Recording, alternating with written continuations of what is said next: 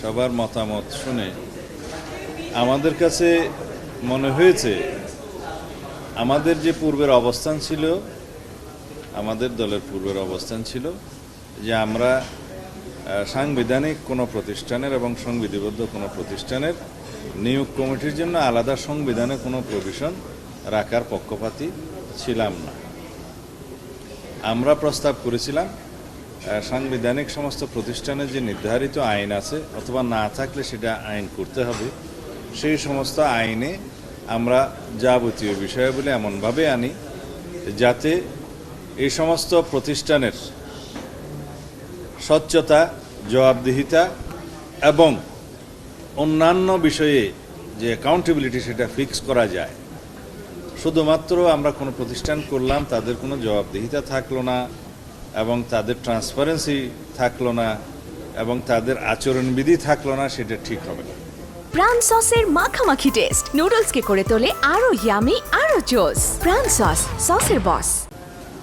এখন যেহেতু আমরা সংস্কারের মধ্য দিয়ে যাচ্ছি, একটা শক্তিশালী ন্যাশন বিল্ডিং অ্যাক্টিভিটিসে আমরা মনোযোগ দিয়েছি।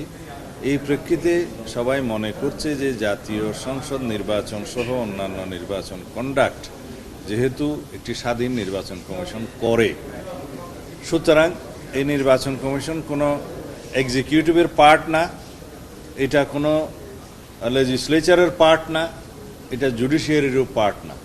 কিন্তু নির্বাচন যখন ওনারা কন্ডাক্ট করেন তখন তাকে রাষ্ট্রের বিভিন্ন অঙ্গের সহায়তা নিতে হয় এবং সাংবিধানিকভাবে প্রশাসন সহ অন্যান্য সমস্ত সংস্থা নির্বাচন কমিশনের চাহিদা অনুযায়ী সহায়তা করতে বাধ্য।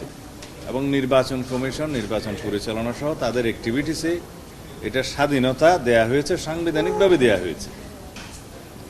এত বছর নির্বাচন কমিশন যেভাবে নির্বাচন পরিচালনা করেছে তার মধ্য দিয়ে সবার কাছে, জাতির কাছে এটা জিনিস প্রকাশিত হয়েছে এবং সবাই আমরা এই জন্যই আন্দোলন করেছি যে নির্বাচন কমিশন যতই স্বাধীন হোক সাংবিধানিকভাবে, যতক্ষণ পর্যন্ত কেয়ারটেকারের অধীনে নির্বাচন অনুষ্ঠান না হচ্ছে ততক্ষণ নির্বাচন কমিশন স্বাধীনভাবে কাজ করতে পারে না। এখানে নির্বাচন কমিশন স্বাধীন আছে এবং কেয়ারটেকার গভর্নমেন্ট প্রতিষ্ঠিত হয়ে গেছে প্রায় বলা যায়, কিছু আইনি প্রক্রিয়া বাকি আছে, কিন্তু আইনি প্রক্রিয়া যাই হোক না কেন পরবর্তী সংসদ সেই কেয়ারটেকার আইনটা আবার প্রণয়ন করতে, প্রতিস্থাপন করতে সক্ষম। তো সুতরাং আমরা ধরে নিতে পারি যেহেতু সারা জাতীয় ঐক্যবদ্ধ যে নির্বাচনকালীন তত্ত্বাবধায়ক সরকার থাকতে হবে, সেটা হয়ে গেছে মনে করেই আমরা চিন্তা করছি এই তত্ত্বাবধায়ক সরকারের অধীনে নির্বাচন হবে এবং নির্বাচন কমিশন সাংবিধানিকভাবে প্রকৃতপক্ষে আক্ষরিকভাবে স্বাধীন হলেও বাস্তবভাবে স্বাধীন ছিল না। সুতরাং তাকে তার নিয়োগ প্রক্রিয়াটা এমনভাবে করতে হবে যাতে নির্বাচন কমিশন কার্যক্রমে সত্যিকারভাবে স্বাধীন হয়। সেই লক্ষ্যে সবাই সাজেস্ট করেছে, সবাই অভিমত প্রকাশ করেছে যে নির্বাচন কমিশনের গঠন প্রণালীটা এমন একটি কমিটির মাধ্যমে হতে হবে সেখানে সরকারি দল, বিরোধী দল সবারই অংশগ্রহণ থাকতে হবে।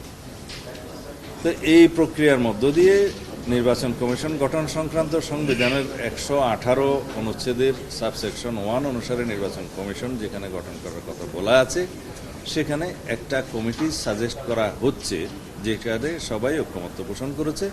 আমি নিজে প্রস্তাব করেছি, সেই জায়গায় আমরা আমাদের দলের অবস্থান থেকে শুধুমাত্র সাংবিধানিক প্রতিষ্ঠান হিসাবে নির্বাচন কমিশন গঠন সংক্রান্ত এই জায়গায় আমরা একমত, কিন্তু অন্যান্য যে সমস্ত সাংবিধানিক প্রতিষ্ঠান এবং সংবিধিবদ্ধ প্রতিষ্ঠানের ক্ষেত্রে সংবিধানে নিয়ে আসার জন্য আইন সংশোধনের যে প্রস্তাব করা হয়েছে তার সাথে আমরা একমত না হয়ে শুধুমাত্র নির্বাচন কমিশনের ক্ষেত্রে আমরা একমত হয়েছি এই কন্ডিশনে।